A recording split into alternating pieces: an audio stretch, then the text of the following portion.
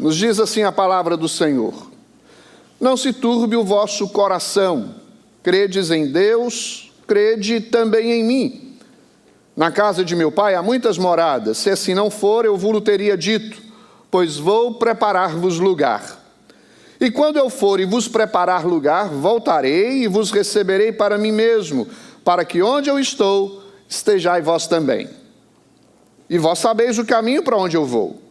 Disse-lhe Tomé: Senhor, não sabemos para onde vai. Como saber o caminho? Respondeu-lhe Jesus: eu sou o caminho, a verdade e a vida. Ninguém vem ao Pai senão por mim. Se vós me tivesseis conhecido, conhecerias também a meu Pai. Desde agora o conheceis e o tendes visto. Replicou-lhe Filipe: Senhor, mostra-nos o Pai, e isto nos basta. Disse-lhe Jesus: Filipe, há tanto tempo estou convosco, e não me tendes conhecido? Quem me vê a mim, vê o Pai. Como dizes tu, mostra-nos o Pai? Não crês que eu estou no Pai e que o Pai está em mim? As palavras que eu vos digo, não as digo por mim mesmo, mas o Pai que permanece em mim faz as suas obras. Crede-me que estou no Pai e o Pai em mim. Crede ao menos por causa das mesmas obras. Em verdade vos digo que aquele que crê em mim fará também as obras que eu faço, e outras maiores fará, porque eu vou para junto do Pai. E tudo quanto pedirdes em meu nome, isso farei, a fim de que o Pai seja glorificado no Filho.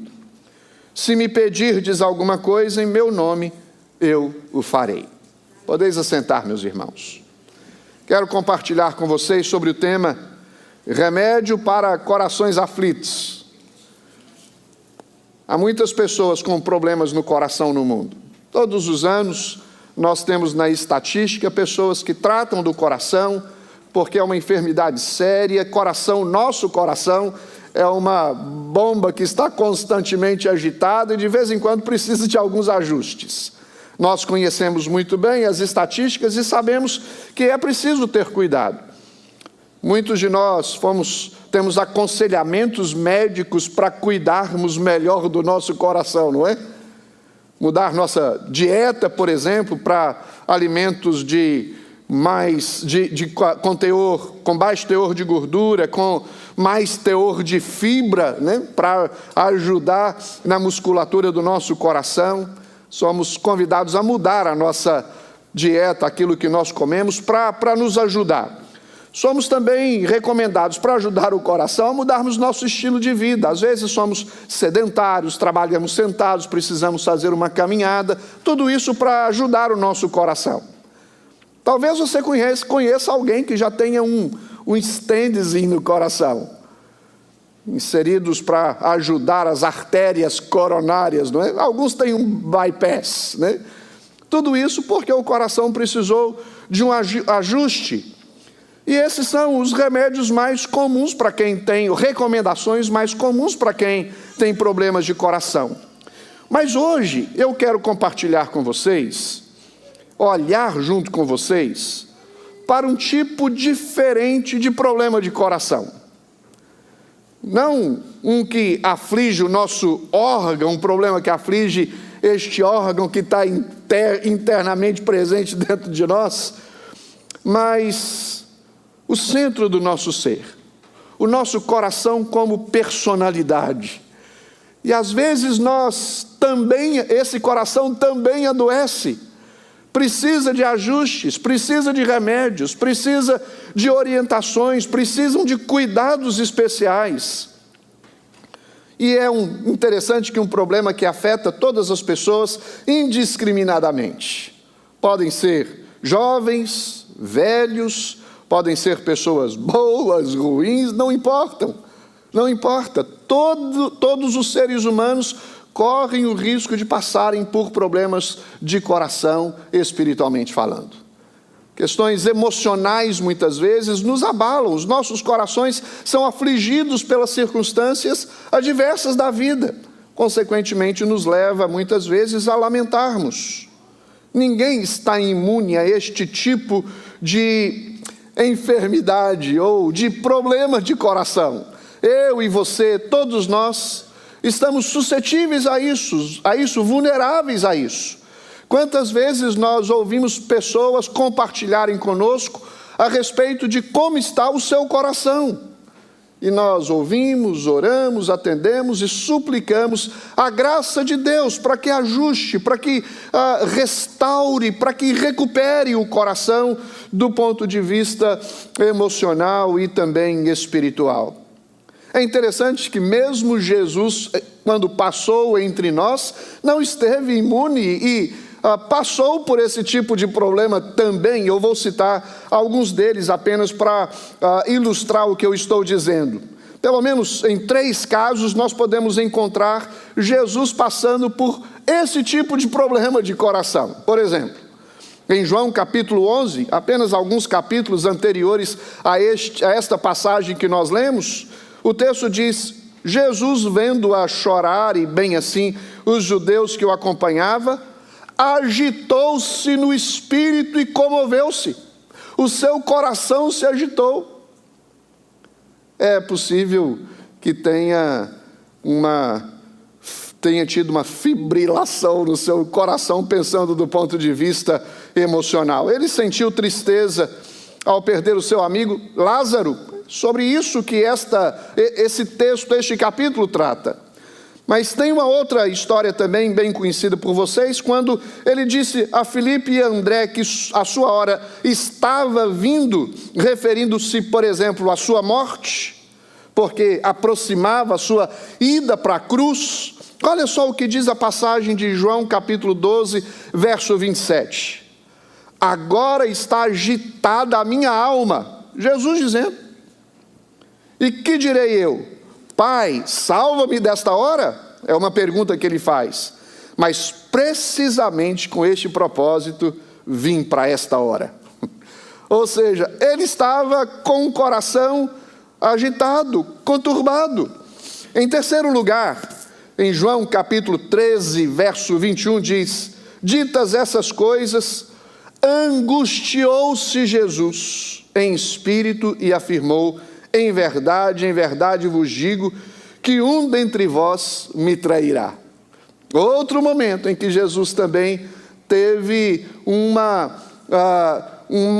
agitar no seu coração. Tudo isso para mostrar que não há nada de errado em ter o coração conturbado. Não é pecado você sentir-se aflito, não é pecado você sentir-se talvez ansioso por alguma circunstância que está acontecendo, ou talvez incertezas por algumas coisas que não estão claras para você a respeito de como elas acontecerão. Mas nós não podemos nos conformar com este estado. Nós temos que buscar uma solução para ele.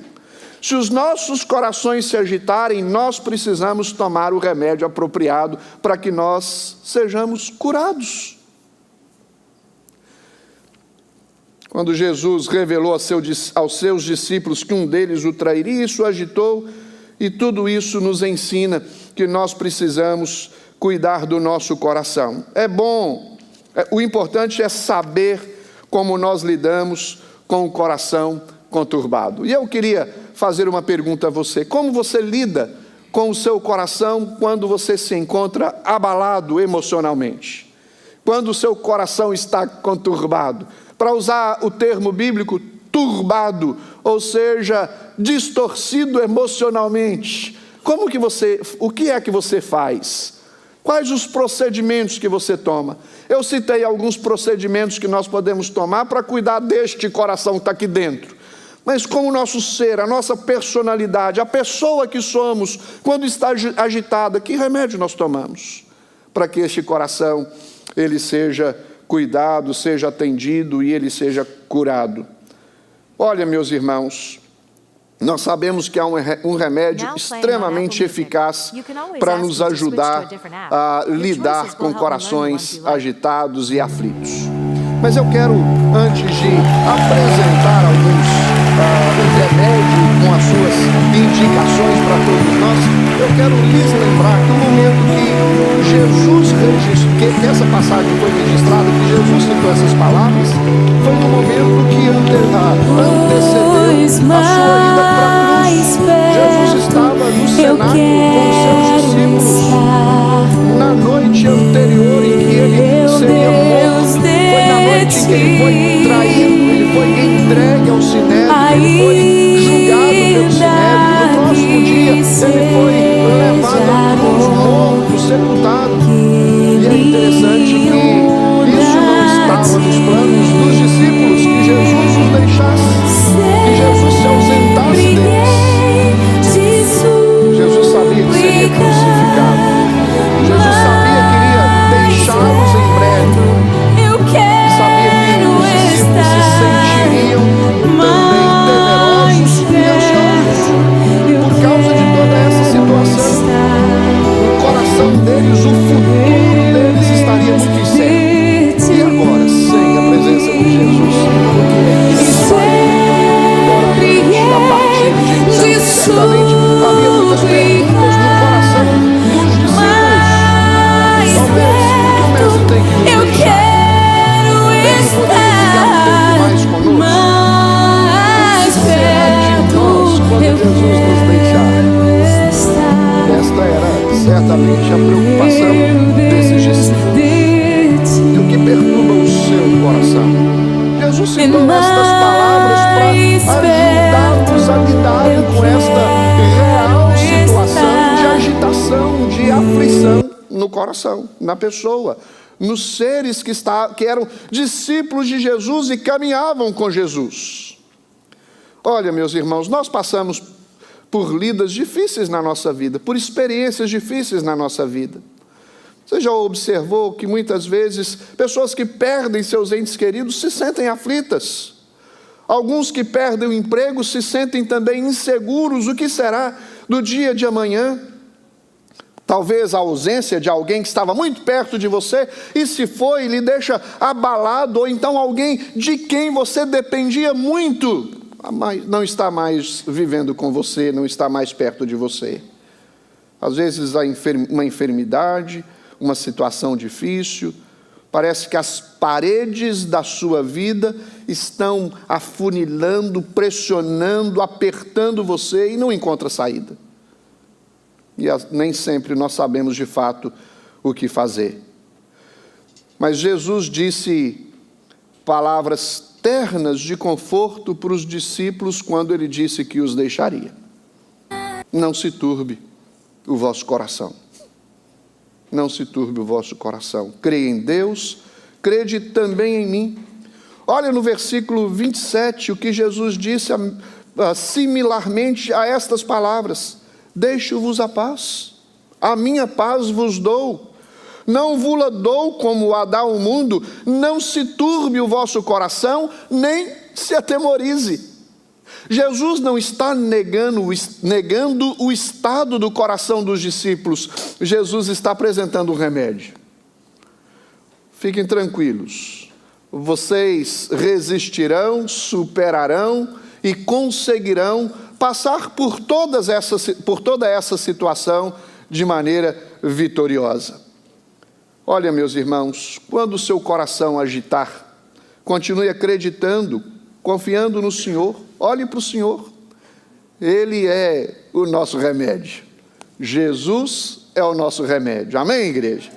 E eu quero destacar, porque depois que Jesus disse essas palavras aos discípulos, dando-lhes razões para não se preocuparem, eu quero destacar essas razões, que são remédios para acalmar o nosso coração, a nossa alma, para nos ajudar, para trazer refrigério sobre nós. Estamos aflitos, conturbados, agitados, o nosso coração se encontra turbado, mas o Senhor nos auxilia, apresentando-nos remédios eficazes. A primeira coisa que nós devemos observar está presente nos primeiros 4 versos dessa passagem que nós acabamos de ler. Os versos 2 e 3 diz assim: na casa de meu pai há muitas moradas, se assim não for, eu vos teria dito, pois vou preparar-vos lugar.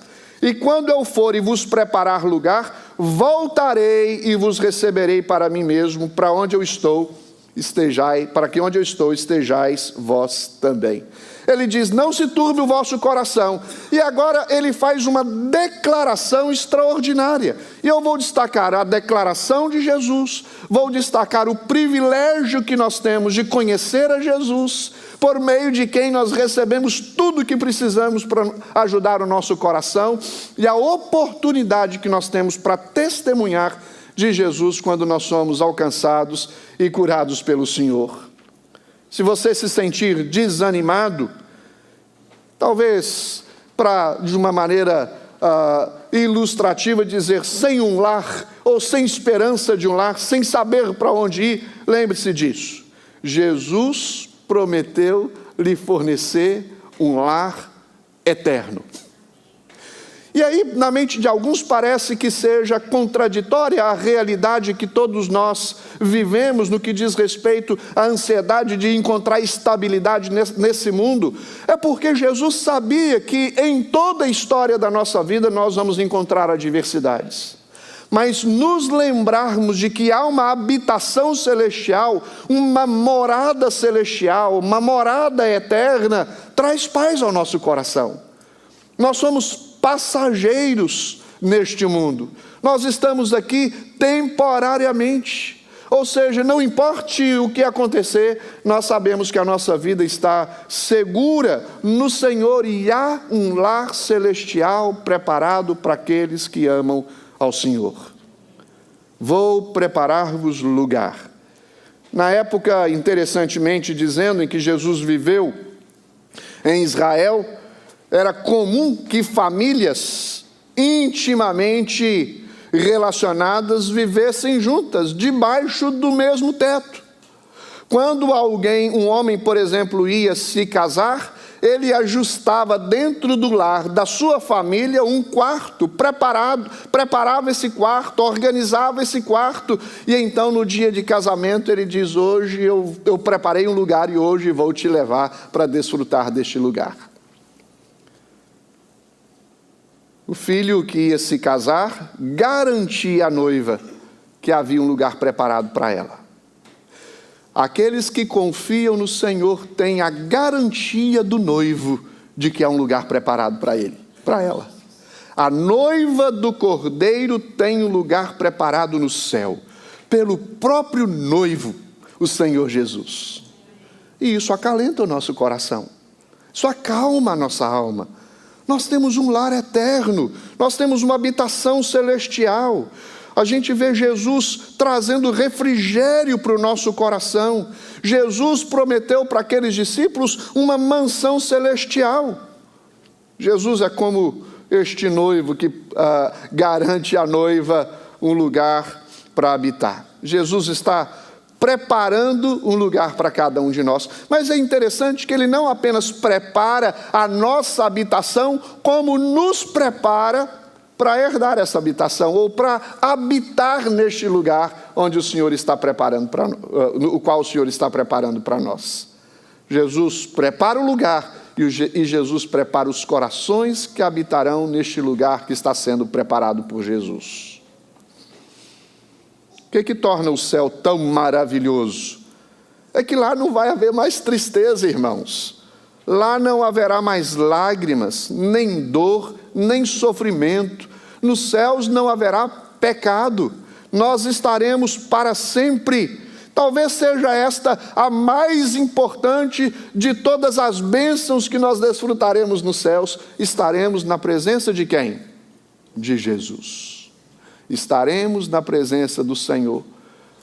Voltarei para buscar a vós mesmos, para que onde eu estou, disse Jesus, estejais vós também.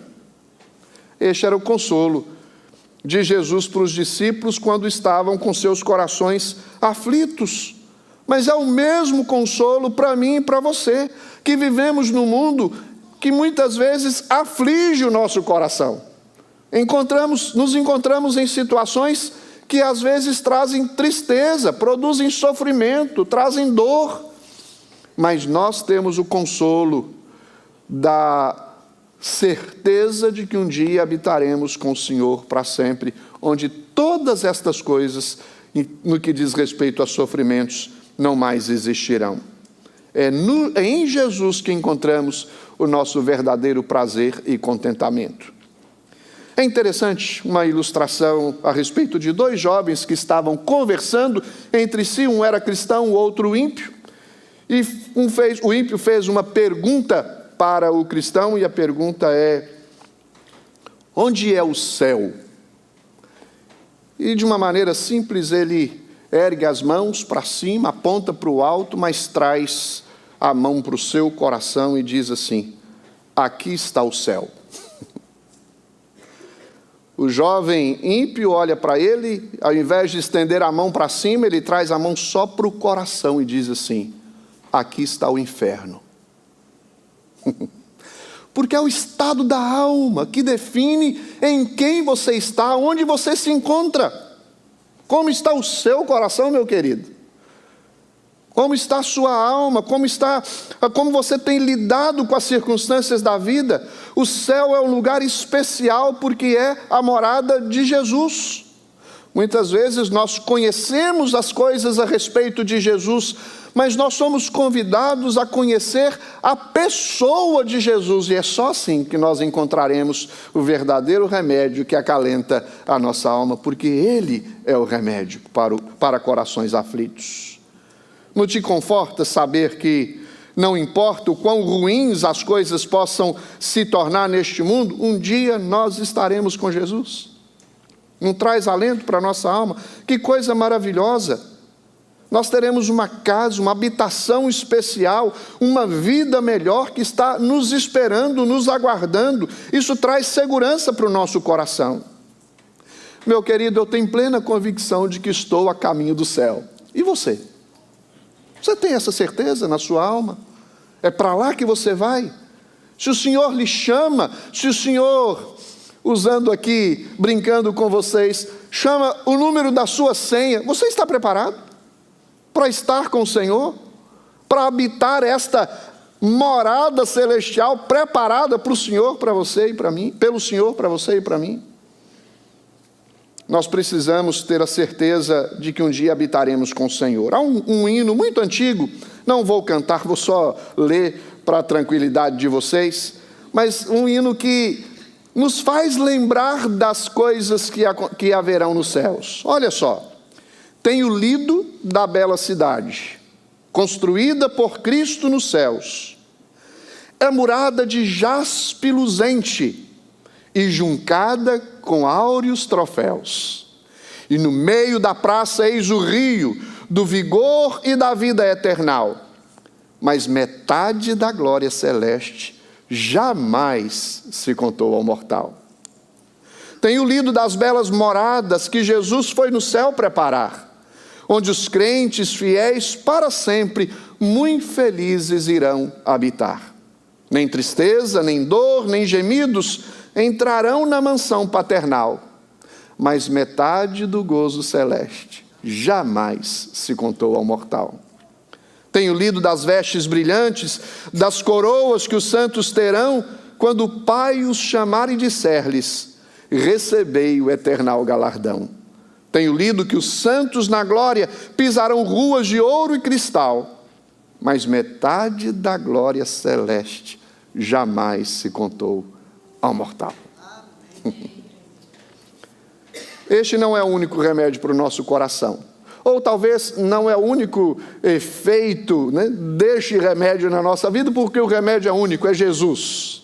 Mas o que nós podemos aprender o que acontece conosco, que transformação nós experimentamos quando tomamos esse remédio? Em segundo lugar, nós temos o privilégio de conhecer de fato a Jesus. Olha, observe você os versos a partir do verso 5. Primeiro, o verso 5 e 6, o que nos diz. Disse-lhe Tomé: Senhor, não sabemos para onde vais? Como saber o caminho? Respondeu-lhe Jesus: eu sou o caminho e a verdade e a vida. Ninguém vem ao Pai a não ser por mim. Sempre que os nossos corações se encontram conturbados, aflitos, é sempre bom e encorajador encontrar alguém que nos auxilie, que nos ajude, não é? Quando você, por exemplo, passa por uma enfermidade de coração e encontra um médico expert em coração. Não traz uma tranquilidade para você? Você vai encontrar com alguém que entende do seu coração, conhece todas as válvulas, conhece todas as veias que estão inseridas, sabe a movimentação, o batimento cardíaco, a fibrilação, tudo devidamente, e vai usar todos os meios e os recursos disponíveis para te auxiliar. E a melhor pessoa que pode nos ajudar na nossa alma, neste coração que é o nosso ser, a nossa pessoa, é Jesus, o médico dos médicos, que nos conhece de maneira completa e absoluta, conhece cada um dos detalhes da nossa existência. Aqueles que acreditam em Cristo têm o maravilhoso privilégio de conhecer a Deus. Nós aprendemos no primeiro sermão que o reverendo Hernandes pregou aqui no Evangelho de João, João capítulo 1, ele falou sobre o tema de todo o livro de João, o Evangelho de João: mostrar a pessoa de Jesus, a sua obra e a sua pessoa, quem ele é e o que ele fez. E conhecer Jesus é o caminho para que nós tenhamos o nosso coração acalmado. Quando Jesus disse, não se turbe o vosso coração, ele não estava dizendo para os discípulos, se virem, lidem com isso da melhor maneira, o jeito que você puder se virar com esta situação. Não. Ele sabia que proveria os meios para que eles então se encontrassem acalmados. Porque ele mesmo se oferecendo e estando com eles para acalmar-lhes o coração. O versículo 6 é um dos versículos mais conhecidos e importantes da Bíblia. Um comentarista bíblico, ele disse, é a base final para um estilo de vida satisfatório. Conhecer esse versículo. Disse Jesus, eu sou o caminho, a verdade e a vida, ninguém vem ao Pai a não ser por mim.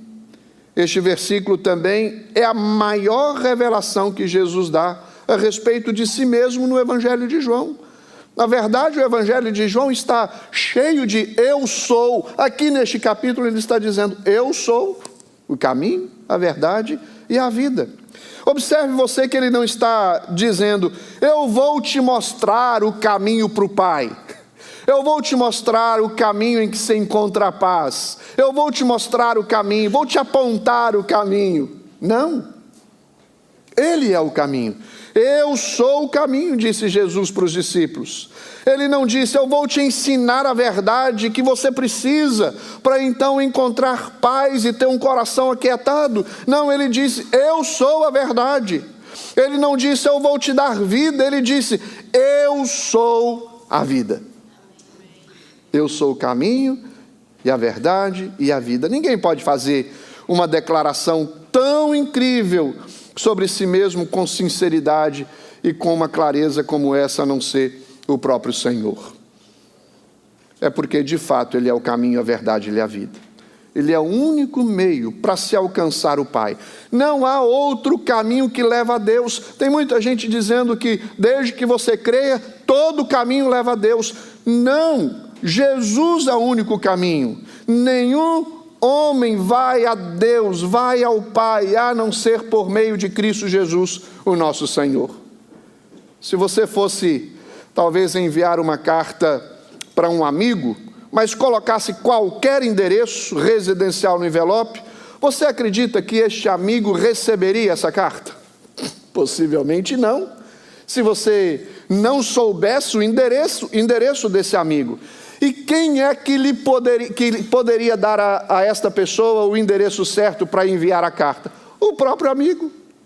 E Jesus está aqui se revelando como o caminho para que então haja um endereço certo, eles saibam para onde estão indo, eles conheçam de fato a verdadeira vida que provém do Senhor e que está estabelecida na vida daqueles que estão neste caminho, presentes em Cristo Jesus.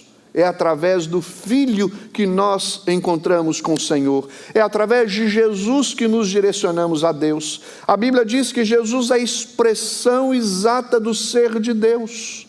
Quem vê a mim, vê o Pai. Quando dizemos isso, queridos, não estamos tentando ser indelicados, orgulhosos, intolerantes, talvez para alguns de mente estreita. Nós não estamos dizendo que somos melhores do que as pessoas de outras religiões que são sinceras, dedicadas naquilo que elas fazem, nas suas crenças. Nós estamos afirmando apenas com toda humildade que o próprio Deus revelou em sua palavra que ninguém pode vir a Ele a não ser por meio de Cristo Jesus. A não ser por meio de Cristo Jesus. Me lembro muito bem, a minha irmã que está aqui, a Dulci, conversando com outro irmão meu a respeito do Evangelho, e um dia ele iradamente respondeu para ela com esses termos: nós temos o direito de crermos no que nós bem quisermos. E ela respondeu desta forma: mas só Jesus nos salva, só Jesus nos leva para Deus. As pessoas podem crer no que elas quiserem, mas se quiserem ir para o céu, ter a salvação, ter o seu coração acalmado, elas precisam crer na pessoa de Cristo Jesus. Vamos voltar à nossa passagem e descobrir o que isso é, o que isso nos ensina. Olha o verso 7. Se vós me tivesseis conhecido, conhecerias também a meu Pai. Desde agora o conheceis e o tendes visto, replicou-lhes Filipe. Senhor, mostra-nos o Pai, isso nos basta, disse-lhes Jesus. Filipe, há tanto tempo estou convosco, e não me tendes conhecido. Quem me vê a mim, vê o Pai. Como dizes tu, mostra-nos o Pai? Não crês que eu estou no Pai e que o Pai está em mim? As palavras que eu vos digo, não as digo por mim mesmo, mas o Pai que permanece em mim faz as suas obras. Crede-me que estou no Pai, e o Pai em mim, crede ao menos por causa das mesmas obras. É interessante que o pedido de Filipe a Jesus parecia razoável, suficiente. Mostra-nos o Pai, e isso nos satisfará. Nós queremos ver o Pai. E Jesus disse: afinal, há tanto tempo estou convosco, e vocês pedem para ver o Pai? Quem vê a mim, vê o Pai. O que é que Jesus está afirmando aqui? A sua divindade. Jesus é Deus. E não foi isso que Jesus veio fazer neste mundo, queridos? Revelar a respeito de Deus e da obra que Deus realizou por meio do seu Filho em nosso favor.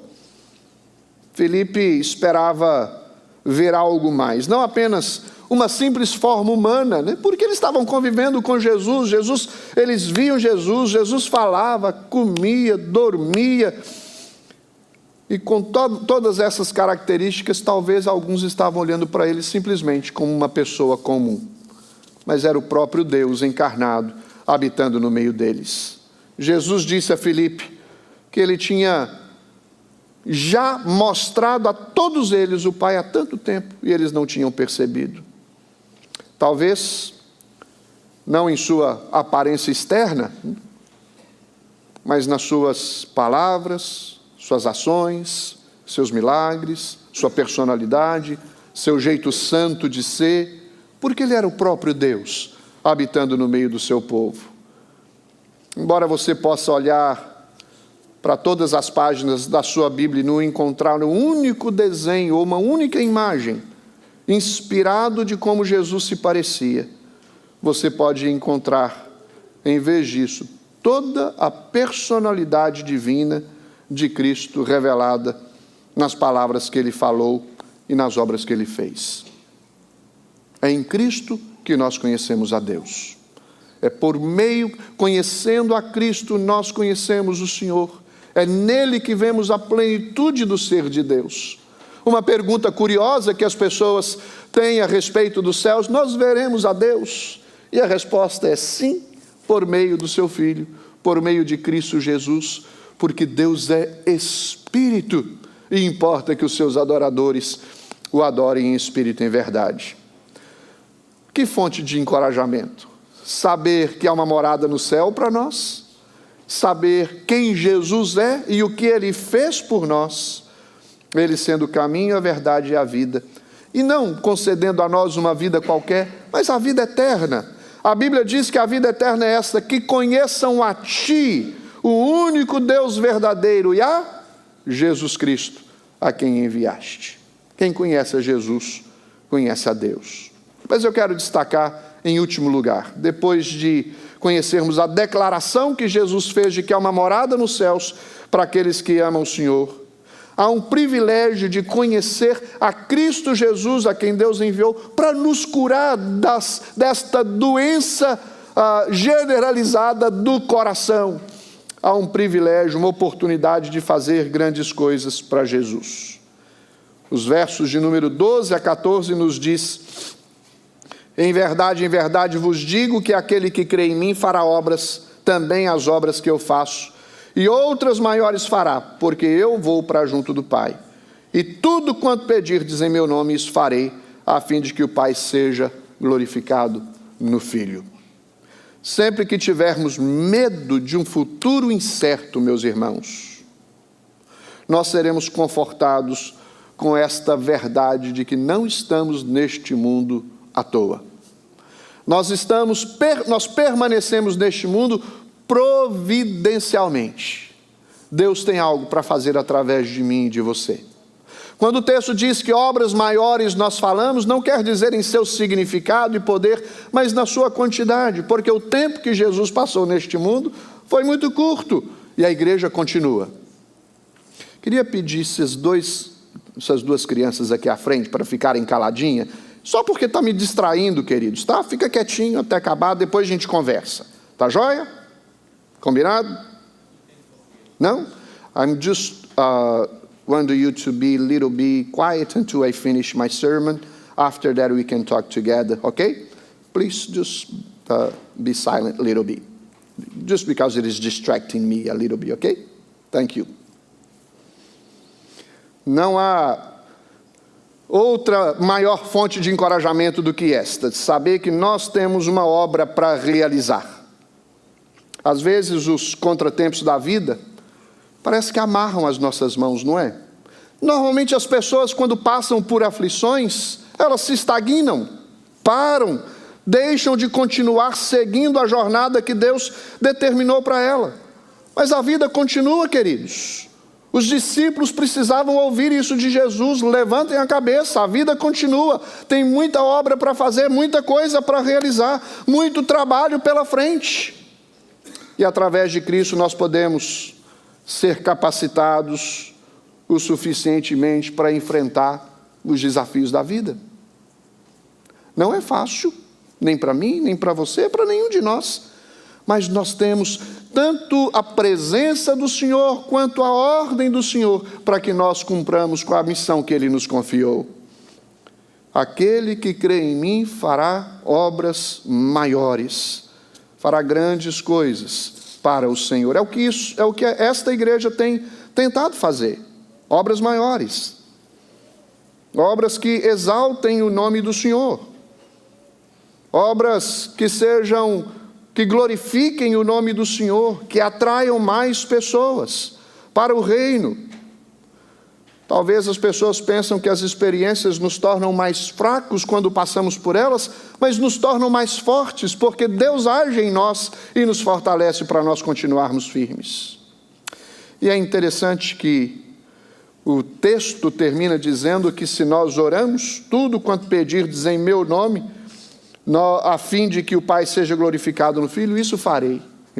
A nossa oração, quando pedimos alguma coisa, deve ser para que os benefícios que nós recebemos glorifiquem e exaltem o nome do Senhor. A oração é um recurso útil que todo cristão tem em momentos de necessidade. E o recurso mais poderoso que existe. Deus nos leva a orarmos para nos concedermos aquilo que Ele quer nos conceder. Olha o que diz Tiago: confessai os vossos pecados uns aos outros, e orai uns pelos outros para serdes curados. Muito pode, por sua eficácia, o que, queridos? A súplica do justo. Portanto, temos que orar. Nós temos que ter a certeza de que nós testemunhamos do Senhor quando nós experimentamos a provisão do Senhor nos socorrendo em dias difíceis.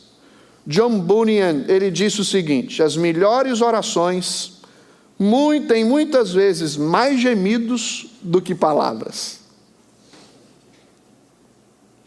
Outro disse que coisa detestável é fazer uma ligação e ser atendido por uma secretária eletrônica.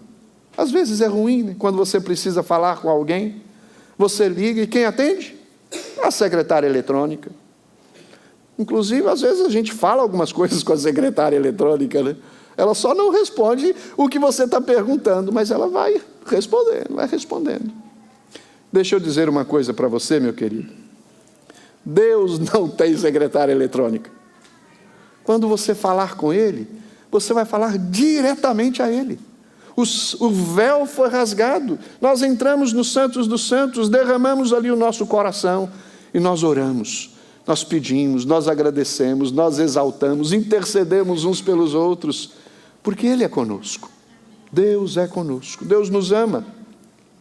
Por isso, talvez Jesus, como falou aos discípulos, falaria também a todos nós, dizendo: levante a cabeça, vá fazer o trabalho que lhes confiei, vai buscar pessoas para aumentarem o reino, ou seja, há uma obra para ser exercida. O nosso Rei está nos céus intercedendo por nós, queridos, e nós precisamos continuar com a obra do reino de Deus, incansavelmente. Isso é um privilégio.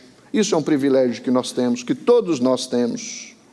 Em Atos capítulo 4, Pedro e João voltaram à igreja depois de terem sido presos e perseguidos e sentiram bastante temerosos com as perseguições que viriam sobre eles.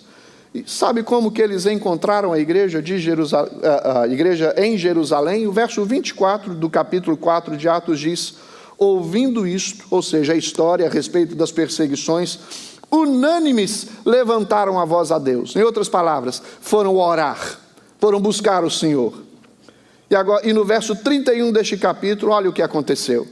Tendo eles orado, tremeu o lugar onde eles estavam reunidos, todos ficaram cheios do Espírito Santo e com intrepidez anunciavam a palavra de Deus. Você consegue ver o quanto eles foram encorajados, queridos?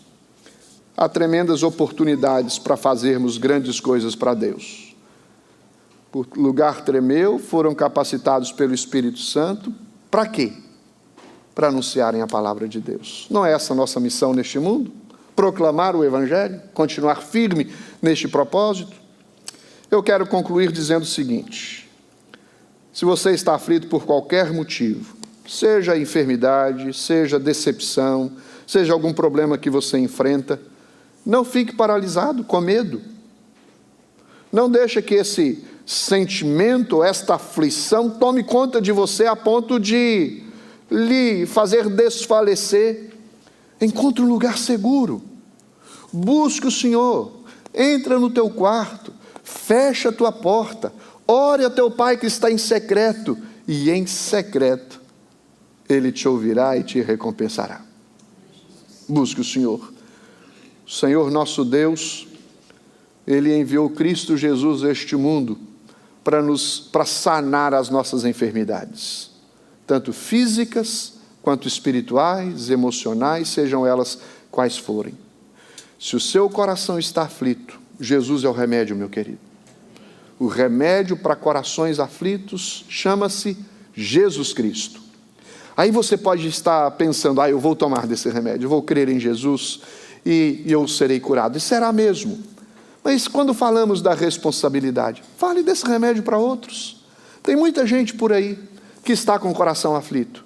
Seja você um instrumento de paz, um instrumento de bênção na vida dessas pessoas e leve esse remédio a elas. Você encontrará conforto e segurança quando orar ao Senhor. Lembre-se dessa passagem de Jesus confortando os discípulos na iminência da sua ida, na iminência da sua morte na cruz, quando obviamente os deixaria. Eu quero dizer a vocês, queridos, que a palavra de Deus nos conforta quando nós a buscamos nos momentos, em todos os momentos, e principalmente nos momentos de aflição da nossa alma. O Senhor tem um lar preparado para cada um de nós. Crendo nele, nós o conhecemos de fato e de verdade, conhecemos a Deus e passamos a ter um relacionamento com ele e somos incumbidos de uma grande obra. Estas coisas que estão presentes nesse remédio nos levanta, nos faz caminhar para a frente, aguardando o dia da nossa redenção. Que você acalme o seu coração. Há um remédio especial preparado para você. E esse remédio chama-se o Senhor e Ele vai te curar em nome de Jesus.